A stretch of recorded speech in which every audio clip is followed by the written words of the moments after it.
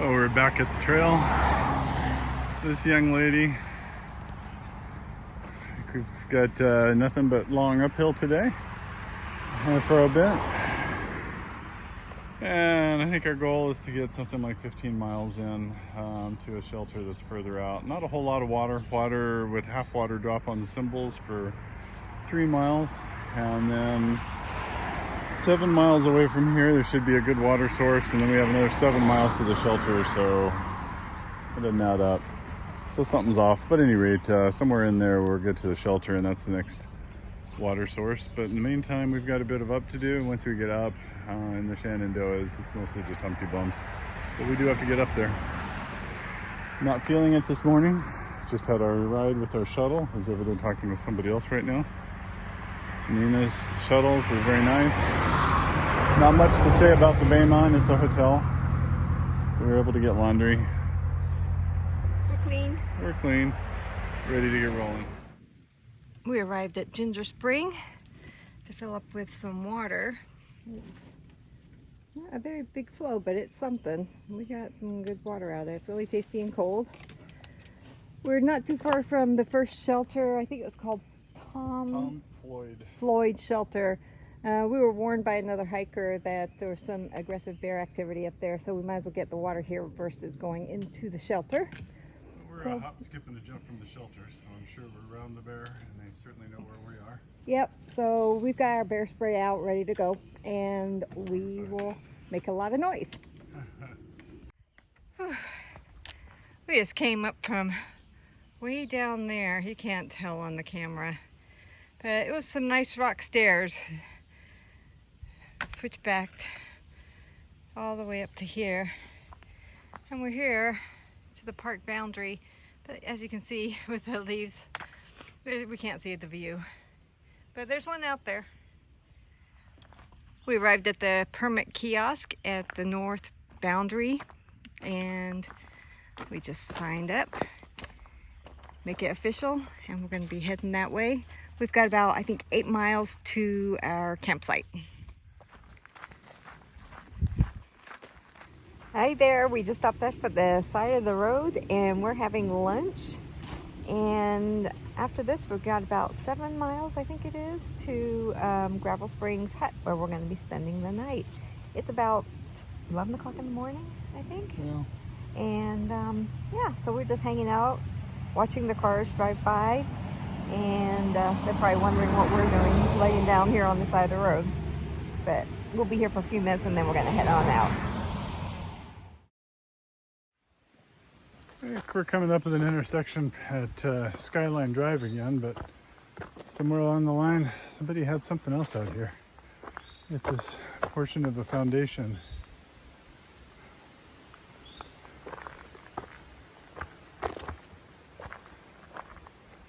Yeah, who knows?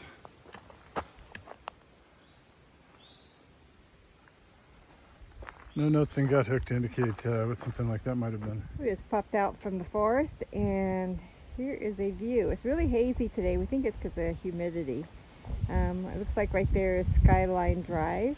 But boy, if it wasn't so humid, hazy, this would be if you zoom in, spectacular.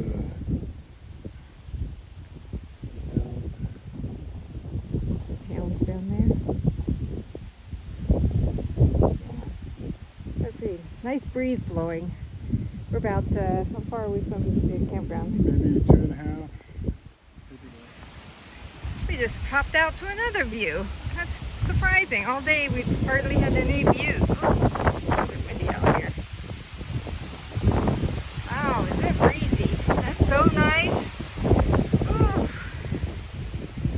That was awesome. Yeah, this is great. Hopefully it'll dry out our clothes. We just arrived at Gravel Springs Hut, and as you can see, it's a older hut because we're now in the Shenandoah National Park. And let's see, they've got this really nice big fire pit right here in front, and then inside it looks like we've got bunks all the way around, and then down below, yeah, It looks it's really cool looking for as old as it is. I think it was built in 1939. We passed a park ranger and he said that 2 weeks ago hikers had problems with a young raccoon that kept coming into the shelter to, you know, it's curious, and so they finally ended up trapping it and moving it to another location. So he said, we don't have any raccoons here that are going to bother us, but we are in bear country, and so they have warnings that they are active in this area, so we need to cook away from where we're going to sleep and make sure that we hang our food and anything that smells. Falls down there. There's a nice spring right there. So he's gathering some water. Over here is the bear box, as well as they have a bear pole. So that's really nice to have both. I think the tent sites where we're going to be staying, I think are down one of these trails. It's down there. Boy, that looks overgrown.